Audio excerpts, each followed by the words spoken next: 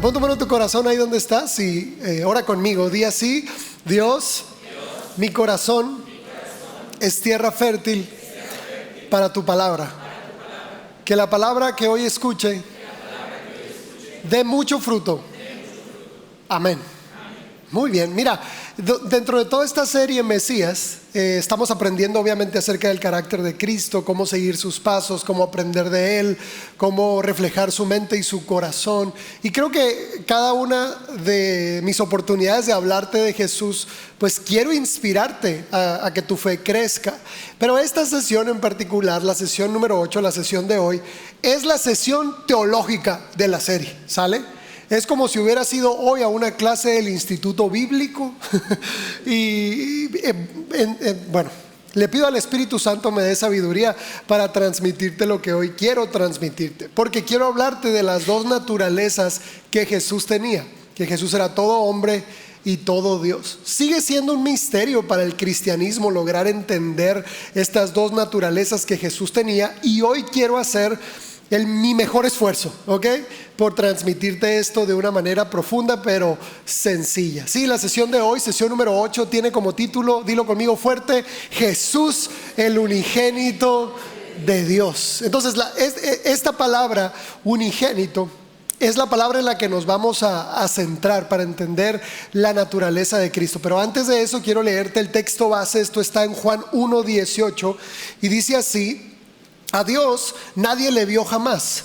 El unigénito Hijo que está en el seno del Padre, Él le ha dado a conocer. Sí, mira, hoy vamos a tomarnos de la mano del apóstol Juan, ¿sí? Para aprender quién es Jesús. Considero que Juan es el más acertado. Yo creo que los otros 3 evangelistas hicieron un gran trabajo, pero hablando de la naturaleza y el carácter de Cristo, Juan es el más acertado en su descripción. Y aquí mismo Juan nos está diciendo: a Dios nadie le vio jamás, ¿sí? Y Dios tiene una forma de manifestarse visual y físicamente. ¿Cuál es esa forma visual y física en la que Dios se manifiesta? A través de Jesús, a través de su Hijo. Ahora, la palabra unigénito, que está en el título de la sesión de hoy, te la quiero definir, también va a estar en pantalla. Unigénito viene de 2 palabras griegas, que es mono y genao.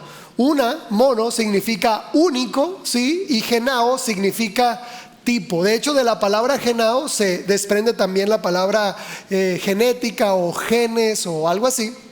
Y si unimos las 2 palabras, mono, genao, pues llegamos a estas 2 conclusiones, ¿no? Jesús era el único en su tipo, o en otra expresión, era el único, ¿sí? Era el único, porque como se mezclaron las 2 naturalezas en Él, es extraordinario, ¿sí? Es extraordinario cómo Jesús en verdad fue todo hombre y en verdad fue todo Dios. Nunca separó las 2 naturalezas en su manifestación. Y en esa misma manifestación, Jesús en unas ocasiones actuó como hombre y en otras ocasiones actuó como Dios. Y eso es lo que pudiera llegar a traer confusión a algunas personas cuando nos dirigimos a Jesús, por ejemplo, como el Hijo de Dios, ¿sí? Y de repente decimos que Jesús es Dios, y la gente puede decir: bueno, pero ¿es uno o es el otro? Son los 2, ¿ok? Mira, como hombre, Jesús lloró porque su mejor amigo murió, ¿sí? De hecho, es el verso más cortito de la Biblia, oigan. ¿Sí sabías eso? Jesús lloró. Es el verso más corto de la Escritura. Como hombre, Él llora porque pierde a su mejor amigo. Y como Dios, minutos después, lo resucitó. Para mí la escena todavía me causa conflicto, porque es como: ¿para qué lloras? ¿Verdad? O sea, ¿están conmigo? ¿Para qué lloras, Jesús? ¿Para qué? O sea, ¿para qué lloras? Sí, lo vas a resucitar. Ahora, cuando yo le dije: ¿para qué lloras? Y me dijo: ¿y tú por qué lloras a la gente que se ha muerto si sabes que también van a resucitar? El punto, me dice, es que en tu concepto del tiempo faltan muchos años para que tú los vuelvas a ver, a tus abuelos o a la gente que ha muerto en Cristo y que tú amabas. Pero yo, siendo Dios, lloré porque me dolió que murió, porque era un hombre. Pero al mismo tiempo, el tiempo es relativo, dice. Pudieron haber sido 10 años de espera en la resurrección, 100 años o 5 minutos. Entonces, sí, touché, ¿verdad? Entonces, lloró como hombre y resucitó a Lázaro como Dios. Como hombre tuvo hambre. Tú lo lees cuando estuvo en el desierto, tuvo hambre Jesús. Pero al mismo tiempo como Dios multiplicó el pan y los peces. Como hombre se quedó dormido de cansado, ¿sí? Se quedó dormido, había tenido un día tan arduo de trabajo que suben a la barca, él y sus discípulos, y se queda, dice la Biblia, que profundamente dormido.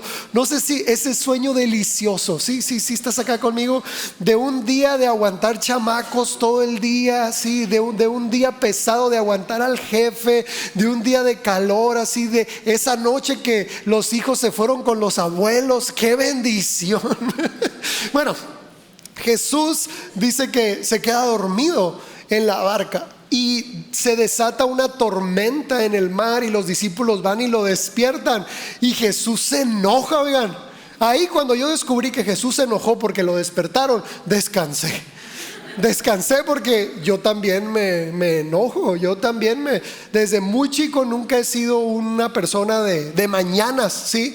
Nunca, siempre a la hora que me levante, ¿sí? O sea, me han preguntado, ¿qué prefieres en la mañana, pastor? ¿Café o jugo de naranja? Yo prefiero que nadie me hable, oigan. En la mañana yo prefiero que nadie me hable porque si ando de un pelo, bueno, no te recomiendo hablar conmigo de mañana. Bueno, Jesús se molesta cuando lo levantan porque era hombre, porque estaba cansado, pero minutos después le habla al viento y le habla a la tormenta y detiene la tormenta. O sea, qué nivel, qué nivel. O sea, como hombre cansado, pero como Dios detuvo todo para seguir durmiendo. No, o sea, qué bendición poder levantarte y decirle a tu hijo, calla. Hasta que ¿no crees que sea una gran bendición? Sí, levantarte y decirle, Dios, manda un rayo a esa bocina que está sonando en este y ya se apague la. Bueno, Jesús usó ahí su poder como Dios. Dice, como hombre fue tentado en todo, nunca pecó, pero como Dios perdonó los pecados de las personas. Entonces vemos estas dos naturalezas en Jesús presentes porque Él vino a mostrarnos dos cosas distintas en su manifestación. Número uno, Él vino a mostrarnos cuál es la única forma de vivir en la tierra. O sea, Jesús vino a decirte, la única forma de vivir en la tierra con propósito es vivir como un hijo de Dios. Eso es todo. De hecho, Jesús se identificó como hijo de Dios, hijo de David y el hijo del hombre. 3 veces hijo, ¿sí? Yo soy un hijo. Cuando Jesús fue bautizado, la voz que se oyó del cielo era, este es mi hijo amado. Entonces, Él vino a enseñarnos como hombre que la única forma de vivir en la tierra con propósito es teniendo una identidad de hijo. Y no me refiero al hecho de compórtate como un hijo de Dios, ¿verdad? No, porque pudiéramos confundir el término con el hecho de a la estatura del comportamiento y perfección de Jesús. No, Jesús nos estaba enseñando que la identidad con la que debemos vivir es una identidad de hijo, ¿sí? ¿Y cuál es esta identidad? No tengo miedo, mi papá está en control. No tengo miedo, mi papá es mi proveedor. No tengo miedo, mi papá está al cuidado de mí. No hay nada que temer, mi papá está en casa. No estoy solo, no estoy huérfano. Tengo un papá que cuida de mí. De hecho, el sermón de la montaña, familia, se trata de eso. ¿Por qué te preocupas por lo que vas a comer y lo que vas a vestir y lo que vas a beber si tienes un Padre en el cielo? Hay gente que ora como si todo dependiera de Dios, pero trabaja como si todo dependiera de Él. ¿Sí estás acá conmigo? No podemos orar y adorar a Dios como si todo dependiera de Él y vivir como si todo dependiera de nosotros. No, debemos orar como si todo dependiera de Él y vivir con una identidad de hijo absoluta. ¿Qué significa eso?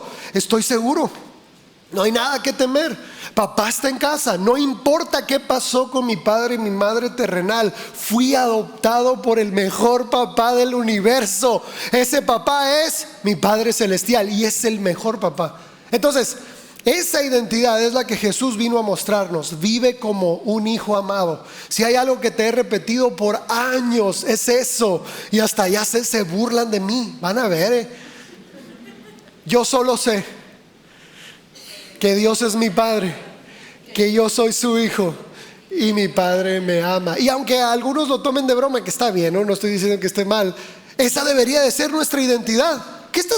¿Cuál es tu propósito en la vida? ¿Sabe? Yo solo sé que Dios es mi Padre, que yo soy su hijo y mi Padre me ama. ¿Qué va a pasar en el futuro? ¿Sabe?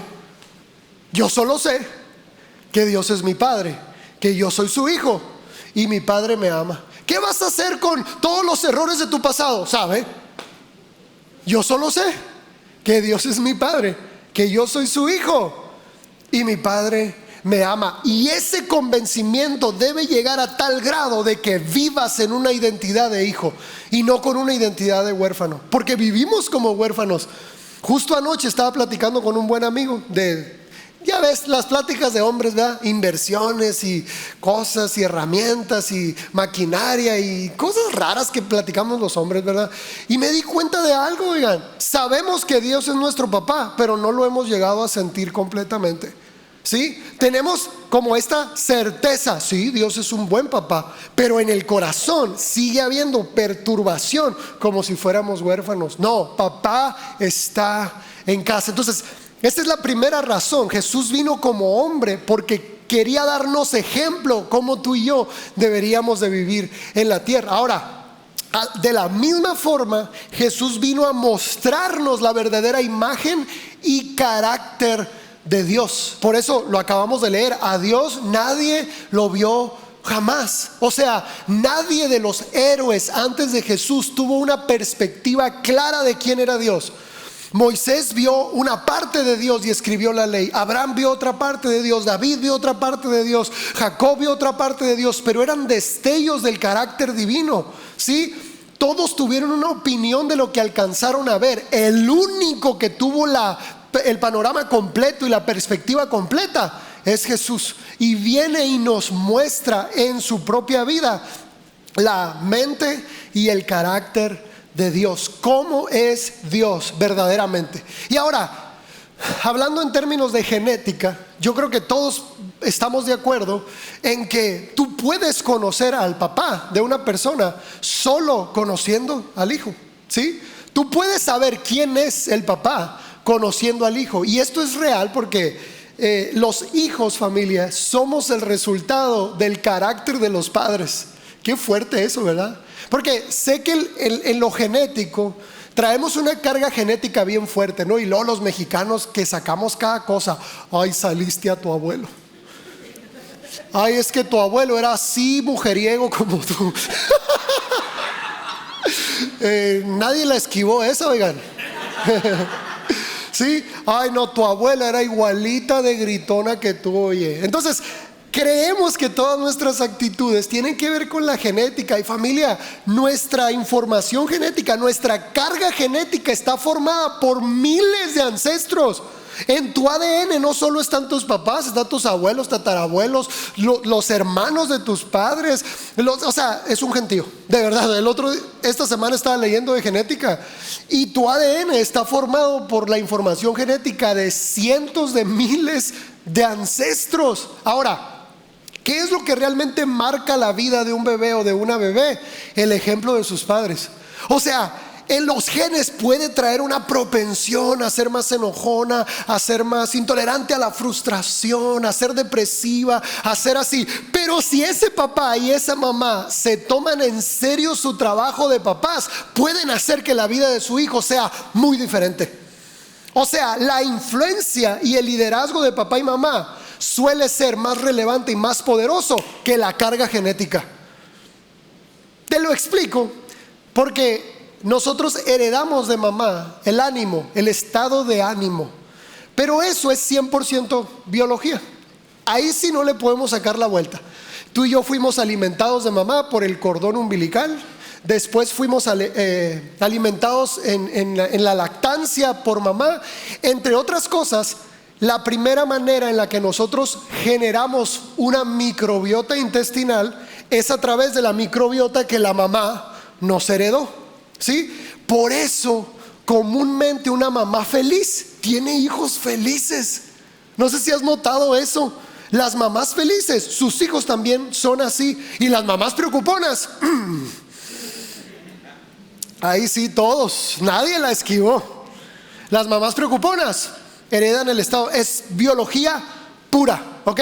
Ahora, de mamá heredamos el ánimo de manera biológica y de papá heredamos la mente, pero no tiene nada que ver con la biología. La mente se hereda con el ejemplo. Por eso hay un dicho que dice: papá no es el que engendra, papá es el que cría. Porque la mente que tú tienes es la mente del papá que te crió o del hombre que te dio ejemplo. Tu ánimo sí es de tu mamá. Para algunos podemos decir gloria a Dios y hay otros que podemos decir la sangre de Cristo, ¿verdad? Ahora, te explico esto porque Jesús traía toda la carga biológica. ¿De quién? De su mamá, de María.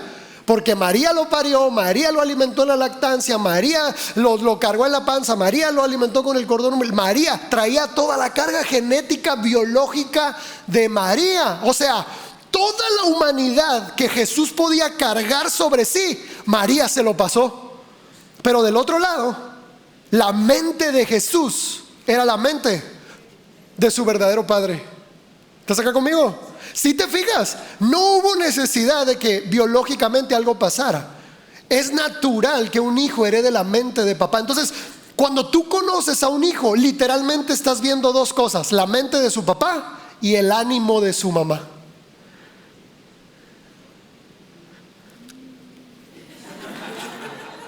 Entonces, no necesitas conocer al papá para saber. No necesitas conocer al papá. Con conocer al hijo, sabes qué papá tuvo, ¿sí? Porque de tal palo, eso. Porque hijo de tigre, eso. Te voy a poner algunas imágenes en pantalla de este ejemplo, ¿sí? Son algunos actores y actrices famosos que son prácticamente idénticos a sus hijos. La primera de ellas es Reese Witherspoon. Creo que así se pronuncia, ¿no? Por si no la conoces, es legalmente rubia, ¿verdad? De tu lado, a ver, ¿dónde estoy? Ya, es que de tu lado derecho, de la blusita azul, ella es la mamá. Y de tu lado izquierdo, de blusa blanca, es la hija. Oigan, son iguales. ¿Sí te estás dando cuenta? Es impresionante. No necesitas conocer a la mamá, a Reese, para darte cuenta de cómo es. Solo necesitas conocer a la hija. Bueno, vamos a mezclar entre americanos y mexicanos, no, o latinos, porque luego no les gustan mis referencias. Bueno, el que sigue, yo creo que aquí todas las damitas van a gritar, ¿verdad? Todas las damitas con la que sigue van a gritar. Este guapetón latino, oigan, hasta yo grito con William Levy. Mira, no quiero ahondar mucho en esto, pero ve qué cosas. Mira, cuando Dios hace algo bien, oigan, hay que reconocerlo. Cuando Dios hace algo así, pero ve qué mentón, qué ojos y qué sonrisa. Pero ve el plebe. O sea, el hijo, entiendo que uno trae barba y el otro no, pero qué impresión el parecido de ambos. Otra vez, ¿cómo conoces al papá? Conociendo al hijo es más que suficiente. El siguiente actor, yo creo que muchos de nosotros lo conocemos, es Tom Hanks, ¿sí? Él también tiene un hijo que, si te gustan las películas de Tom Hanks, que a mí me gustan mucho, de las mejores películas que produce Hollywood, ¿no? Tom Hanks. De hecho, acaba de hacer una de Otto, se llama, ¿no? Un vecino gruñón, Otto. Preciosa la película. El náufrago, Forrest Gump, entre otras. Creo que muy buenas películas. Pero el hijo es literalmente cuando él era Forrest Gump, ¿sí? O sea, es igualito, la mirada, las orejas, todo es, bueno, considero que es impresionante el parecido. Y como te dije, para ir mezclando entre gringos y latinos, pues en el que sigue, las hermanas o las señoras mayorcitas ahí van a gritar. Aquí vas a revelar la edad, todas así, ¿no? El que sigue, por favor, el que sigue, por favor. Oh, wow. Mira, nadie quiso decir nada, ¿te das cuenta? Porque nadie quiso revelar la edad. Grita, hermana, grite. Aquí, mire, aquí no juzgamos a nadie. Él es Eduardo Capetillo, para los que no sabían. hombre de pelo en pecho, ¿verdad? Y el que está enseguida de él, pues obviamente es su hijo. Y si los ves con detenimiento, tienen un parecido extraordinario. Y mira, y el último en la lista, considero que este papá es otro nivel. Yo creo que no hay genes más poderosos que los de este hombre. Y deja tú, si fuera guapo, dijeras, bueno, pero es re feo. Lo voy a poner en pantalla. Vamos, adelante, adelante, adelante. Yo creo que todos se imaginan. Claro, claro. Este señor tiene los genes más fuertes que yo creo que he conocido, donde las esposas, oigan, lo único que hicieron fue cargar al bebé. Eso fue todo, tener al bebé en la panza y darlo a luz, porque de ahí en fuera él hizo todo lo demás. O sea, la carga genética de este hombre creo que es muy fuerte, ¿no? Muy fuerte, o sea, los rasgos y todo esto. Bueno, todo este ejemplo obviamente es para que no olvides la prédica de hoy, pero quiero afirmarte, ay, verás, el pastor predicó de William Levy bien bonito el domingo. No se te va a olvidar, ¿verdad? No, mira, todos estos ejemplos son para llegar a la misma conclusión. Para conocer a Dios tienes que ver a Jesús. Para conocer al Padre tienes que ver a Jesús. Para saber cómo es el corazón de Dios tienes que ver a Jesús. Dios ya se reveló a nosotros de una forma espectacular, perfecta e indiscutible. ¿Quién es? Cristo Jesús. Mira, Pablo lo dice de esta manera en 1 Timoteo 3:16. Dice, indiscutiblemente grande es el misterio de la piedad. ¿Cuál es este misterio? Dios fue manifestado en carne. Ese es el misterio. Mira, Dios, no la tercera parte de Dios, no la mitad de Dios, no la décima parte de Dios. No, Dios fue manifestado en carne, justificado en el Espíritu, visto de los ángeles. Y aquí me quiero detener. Antes de Jesús, ni los ángeles habían visto a Dios. Hasta que Dios estuvo en un pesebre, los ángeles dijeron, ¡oh, así se ve! ¿Estás acá conmigo? Fue visto de los ángeles, predicado a los gentiles, creído en el mundo y recibido arriba en gloria. El siguiente verso, Colosenses 1:15, dice así: Cristo, o Él, es la imagen del Dios invisible. Y aquí aparece la otra palabra, el primogénito de toda creación, que no es lo mismo que unigénito. Jesús vino del cielo siendo el unigénito. ¿Quién? El único en su clase, el único en su tipo. Pero cuando resucita de entre los muertos, se convierte en el primogénito. Porque a partir de que Jesús resucita, ahora todos los que creemos en Él tenemos la misma naturaleza que Él tuvo. Él resucita como el hermano mayor, por eso se le llama, después de resucitado, se le llama el primogénito de muchos hermanos. Porque el que cree en Jesús tiene al Padre, tiene al Hijo y tiene al Espíritu Santo, como lo tuvo Jesús. Entonces, Cristo es la imagen del Dios que no se puede ver. Mira, te pongo este ejemplo. La primera vez que Dios hizo a alguien a su imagen y semejanza fue en Génesis. ¿Y a cuántos hizo? ¿Te acuerdas? Después Eva salió de Adán. Después. Pero cuando Dios dijo, vamos a hacer a alguien a nuestra imagen y semejanza, ¿a cuántos hizo? Y cuando Dios se quiso manifestar en el mundo para salvarnos, ¿a cuántas personas mandó? ¿Por qué Adán es como es? Porque Jesús fue primero así. La Biblia dice que Jesús es el mismo ayer, hoy y por los siglos. Adán tenía esa forma: 2 brazos, 2 piernas, 2 ojos, una nariz, oreja, ¿sí? Orejas, todo eso. Adán fue creado así, a la imagen y semejanza ¿de quién? De Dios. ¿Y por qué fue creado así? Porque Dios es como Jesús. ¿Estás acá conmigo? Porque Dios ya era así. Por eso las visiones de la eternidad que tiene Daniel, que tiene Isaías, aún que tuvo Juan, ¿qué veían? Al Hijo del Hombre. Por eso se le llama así. Era la figura, la silueta de un ser humano. Porque esta es la imagen con la que Dios se iba a manifestar a nosotros. Otro verso, Colosenses 2, del 9 al 10, dice así: porque en Cristo habita corporalmente toda la plenitud de la deidad, ¿sí? Por ejemplo, esta conversación o esta pregunta que a veces surge, bueno, si Jesús era Dios y Jesús era hombre, ¿por qué Jesús le oraba al Padre? Ahora te pregunto yo, ¿tú crees que le oraba al Padre que estaba sentado en un trono o al Padre que vivía dentro de él? Porque ¿qué dice ahí? Porque en Cristo, ¿qué? Habita corporalmente toda la plenitud de la deidad. Cuando Jesús oraba, Él estaba clamando a su divinidad. Él, así como tú y yo, vivimos en esta dualidad de dos voluntades. ¿Nunca te ha pasado que quieres hacer la voluntad de Dios, pero tu cuerpo quiere hacer otra cosa? Di que sí, aquí no juzgamos. O sea, todos estamos en esa dualidad. El apóstol Pablo estuvo en esa dualidad. Lo que quiero hacer no lo hago, y lo que no quiero hacer, eso termino haciendo. Miserable de mí, ¿quién me librará de este cuerpo de muerte gordo? No, no es cierto, no dijo eso, pero ¿quién me librará de este cuerpo de muerte? Porque Pablo estaba viviendo lo mismo que Jesús vivió en el Getsemaní.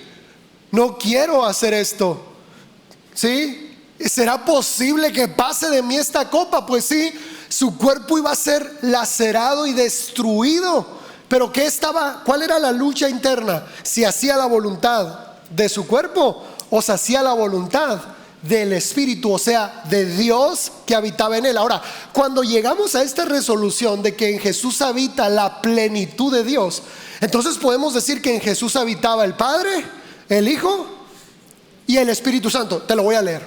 Juan 1, te dije al principio que si de alguien vamos a aprender hoy, es de Juan, ¿sí? Para mí los principios, los valores juánicos, ¿se escucha bien?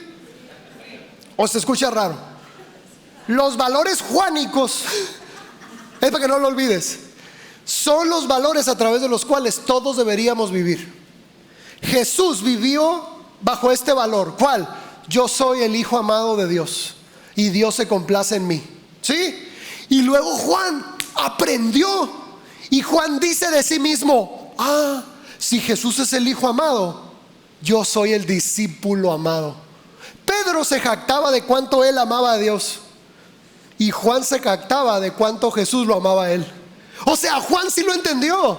Si Jesús entendió que se debía vivir como hijo amado, Juan entendió que él era el discípulo amado. Porque la verdad, la lectura es bien rara. Oigan, imagínate Juan escribiendo de sí mismo: Juan, el discípulo a quien Jesús más amaba. O sea, ¿qué onda con Juan, verdad?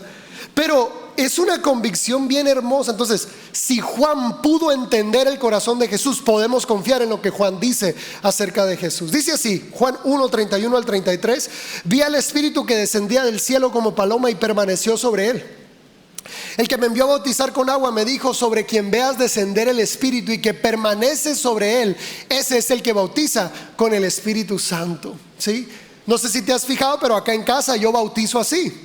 Te bautizo en el nombre de Jesucristo y Él te bautiza en el Espíritu Santo. ¿Por qué bautizamos en el nombre de Jesucristo? Porque Él es el único que bautiza. ¿Lo estás leyendo? ¿Quién es el que nos va a bautizar? Cristo. Ahí dice: sobre quien veas descender el Espíritu Santo y permanecer sobre Él, dice, Él es el que bautiza. Entonces, aquí vemos cómo Jesús no solo recibió el Espíritu Santo, sino que el Espíritu Santo permaneció sobre él. Por eso después dice Jesús mismo con sus propias palabras: el Espíritu del Señor está sobre mí. Ahora te leo otro verso, también de Juan, porque aquí viene la otra pregunta. Bueno, estoy consciente de que Jesús estaba lleno del Espíritu Santo, pero ¿y el Padre? ¿Estás listo? Bueno, el Padre, Juan 14, del 6 al 10. Jesús le dijo: yo soy el camino, la verdad y la vida. Nadie viene al Padre sino por mí. Si me conocieran, también a mi Padre conocerían. Y desde ahora le conocen y le han visto. ¿Estás consciente de lo que estás leyendo? Dice, siempre hay Felipes. O sea, siempre hay un hashtag, un atarantado. Siempre hay uno. Dice, Felipe le dijo: Señor, muéstranos al Padre y nos basta. Jesús le dijo: tanto tiempo hace que estoy con ustedes y no me has conocido, Felipe. El que me ha visto a mí, ha visto al Padre. ¿Cómo pues dices tú, muéstranos al Padre? ¿No crees que yo soy en el Padre y el Padre en mí? Las palabras que yo les hablo, no las hablo por mi propia cuenta, sino que el Padre que mora en mí. ¿Estás acá conmigo? ¿A quién le hablaba Jesús cuando oraba? Al Padre que moraba en él. Y termino la lectura, dice, Él hace las obras. Hay mucho que decir de acá. Jesús no dudó en decir, yo soy el Padre. No dudó, o sea, no titubeó en decir, yo soy el Dios del Antiguo Testamento. De hecho, por eso lo crucificaron, familia. Jesús era el Mesías, lo sabemos, pero no lo crucificaron por hacerse llamar el Mesías. Muchos en la temporada de Jesús se decían el Mesías. A Jesús lo crucificaron porque dijo que Él era Dios. ¿Estás acá? Muchas veces Jesús utiliza el yo soy, este nombre que Dios usa con Moisés. ¿Te acuerdas? ¿Quién eres, Señor? Y que Dios contesta, yo soy el que soy. El tetragramatón YHWH, Jesús lo usa y se lo adjudica antes de Abraham. Yo soy. Imagínate qué tan fuerte. Entonces a Jesús lo crucifican porque siendo hombre se dijo ser Dios. Sí era Dios, pero no lo quisieron ver. De hecho, en la crucifixión, a la altura, en la parte superior de la cruz, Pilato puso ahí Jesús, rey de los judíos, porque ahí se ponía como el delito por el cual alguien era condenado. Qué feo, ¿no? O sea, todavía que te crucificaban, ponían ahí de por qué estaba siendo crucificado. Pero hay algo curioso. Cuando tú lees estas palabras en hebreo, Jesús, rey de los judíos, el acróstico de esa declaración es el nombre de Dios, Yahweh o YHWH, la pronunciación esta del Dios del Antiguo Testamento. Y los fariseos se enojan y les dicen, hey, quítale ese título. Y Pilato dijo, ya se lo puse, ya, o sea, ya fue. ¿Sí me explico? Ya lo hice. Pero todas estas revelaciones o toda esta manera de observar a Jesús debe hacernos entender, familia, que no estamos esperando a nadie más, ¿sí? Que no estamos esperando otra manifestación. Hay gente que se sigue preguntando, hey, muéstranos al Padre, muéstranos al Padre. Y Jesús dice, hey, aquí estoy, ¿sí? Si me has visto a mí, has visto al Padre. Mira, ya hay otro verso donde igual nos preguntamos, ¿no? Ya lo acabamos de leer. Jesús dice, el Padre que mora en mí. Pero más adelante los mismos autores de la Biblia nos aclaran, porque la pregunta es, ¿dónde estaba Dios mientras Jesús estaba en la tierra? Sí, que es una pregunta muy humana, te lo respondo. 2 Corintios 5:19 dice, lo puedes leer conmigo la primera parte, todos fuerte, dice, Dios estaba en Cristo, ahí estaba. No era el hecho de que si estaba en el trono o no, si estaba en el tercer cielo o no, no, Dios estaba en Cristo. ¿Y qué estaba haciendo ahí? Estaba reconciliando consigo al mundo, no tomándoles en cuenta a los hombres sus pecados, y nos encargó a nosotros la palabra de la reconciliación. Entonces, aquí te acabo de demostrar que el Padre, el Hijo y el Espíritu Santo estaban presentes en Jesús. Ahora, pudiéramos decir, ¿cómo es que toda la plenitud de Dios pueda habitar en una persona? ¿Cómo puede ser que la plenitud de Dios pueda habitar en un cuerpo humano? Dios no es tan grande como para habitar en un cuerpo humano. Esa pudiera ser una gran pregunta, y te lo quiero contestar con este ejemplo. Había un niño que soñaba con ir al mar, era su sueño, ¿sí? Vivía en el campo y nunca había conocido el mar, y un día sus padres hacen el viaje y lo llevan a conocer el mar, ¿no? Y yo creo que, no sé si tú recuerdas la primera vez que fuiste al mar, pero creo que qué impresionante es el mar, ¿no? Entonces este niño lo ve y se asombra y dice, wow, y mamá, ¿hasta dónde llega el mar? No, mi amor, le dice, o sea, el mar es grandísimo, y empieza a hablar, ¿no? Entonces, al momento ya de irse, de meterse el sol, el niño va y busca una botella, ¿sí? Busca una botella y va y llena la botella con agua del mar y la tapa y abraza la botella. Y ahí viene todo el camino de vuelta abrazando la botella y diciendo, tengo el mar, tengo el mar. Así decía, tengo el mar. Y los papás le dicen, mijo, no tienes el mar. Tienes una parte del mar, pero no puedes decir que tienes el mar. Y este niño, fíjate, resultó ser más sabio que los papás, porque le dice, papá, yo sé, el mar es demasiado grande para estar en esta botella tan pequeña, pero al mismo tiempo, todo lo que el mar es y representa está aquí. porque si tú observas una gota de esta agua, es todo lo que el gran océano tiene. ¿Estás acá conmigo? Si tú, ya me estoy saliendo de la historia, si tú analizas una gota del mar, tú vas a saber todo lo que tiene el mar, todos los minerales, ¿sí? Todas las moléculas de hidrógeno, de oxígeno, todo lo que contiene el mar, tú lo vas a conocer con una gota. Y después aquel niño dijo, esto no es todo el mar, pero esto es la evidencia de que el mar existe. Y mira, cuando tú y yo estamos conscientes de que así como en Jesús habitó la plenitud de Dios, ahora también la plenitud de Dios habita en nosotros. Entiendo, familia, Dios es demasiado grande para vivir dentro de un ser humano, pero esta parte de Dios que vive en ti, que es el Espíritu Santo, tiene todo lo que Dios es. Espero me hayas entendido. Todo lo que Dios es en mente, espíritu, corazón y fuerzas, lo tienes con el Espíritu Santo. Te leo otro verso. Dice así, Juan 14:23. Le contestó Jesús: el que me ama obedecerá mi palabra, y mi Padre lo amará. Y mira qué hermosa esta declaración. Y vendremos a Él y haremos nuestra morada con Él. Lo que hizo Jesús, familia, al pagar el precio en la cruz, al morir por nosotros, fue lavarnos y dignificarnos para que tú y yo pudiéramos volver a ser morada de Dios. Porque antes Dios venía y se manifestaba, pero no podía quedarse por el pecado, la desobediencia y muchas situaciones que no habíamos resuelto. Pero después de Jesús somos lavados, dignificados, y ahora el Espíritu Santo no solo está entre nosotros, sino que el Espíritu Santo literalmente vive en nosotros. Y te lo explico así: ¿cómo el Padre, el Hijo y el Espíritu Santo viven en mí? ¿Estás acá? Porque este es el corazón del mensaje. ¿Estás listo? Tú tienes la mente del Padre, el corazón del Hijo y las fuerzas del Espíritu Santo. Porque el Espíritu Santo es un espíritu de poder, ¿sí? El corazón es una identidad de hijo y la mente es una mente de reino.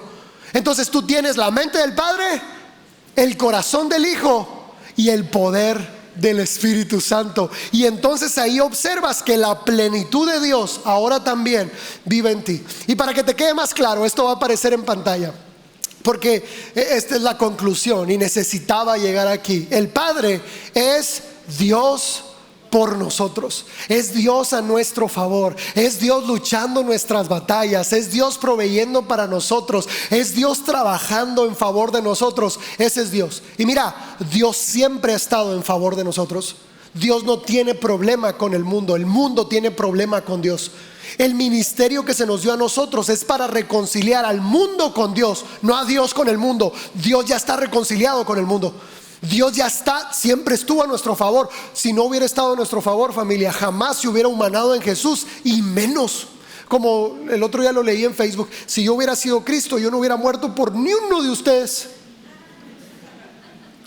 A ver, se ríen despacito, pero qué hermoso es que este Dios no vio nuestros defectos, nuestras debilidades, nuestra falta de fe. Él siempre está a nuestro favor. El Padre es Dios por nosotros. El Hijo, ¿quién es? Dios con nosotros. Por eso se le llama Emmanuel. Y el Espíritu Santo, ¿quién es?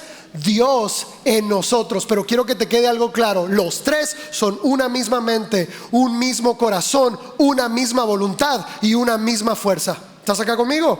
Y los tres viven en ti. ¿Sí? Da un fuerte aplauso a Cristo Jesús. ¿Qué te parece?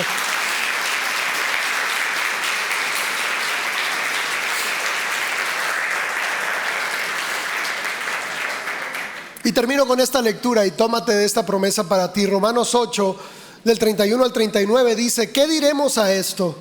Si Dios está por nosotros, ¿quién estará contra nosotros?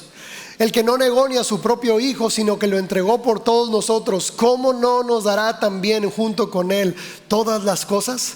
¿Quién acusará a los escogidos si Dios es el que justifica?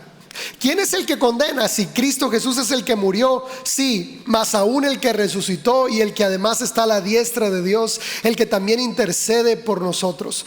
¿Quién nos separará del amor de Cristo? ¿Tribulación o angustia o persecución o hambre o desnudez o peligro o espada?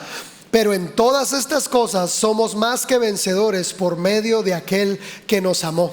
Porque estoy convencido de que ni la muerte, ni la vida, ni ángeles, ni principados, ni lo presente, ni lo porvenir, ni los poderes, ni lo alto, ni lo profundo, ni ninguna otra cosa creada nos podrá separar del amor de Dios que es en Cristo Jesús, Señor nuestro. Familia, si Dios está por nosotros, si Cristo camina con nosotros y si el Espíritu Santo está en nosotros, nada puede contra ti. Aplaudimos una vez más. La banda puede pasar, por favor. Vamos, iglesia, aplaude más fuerte, más fuerte.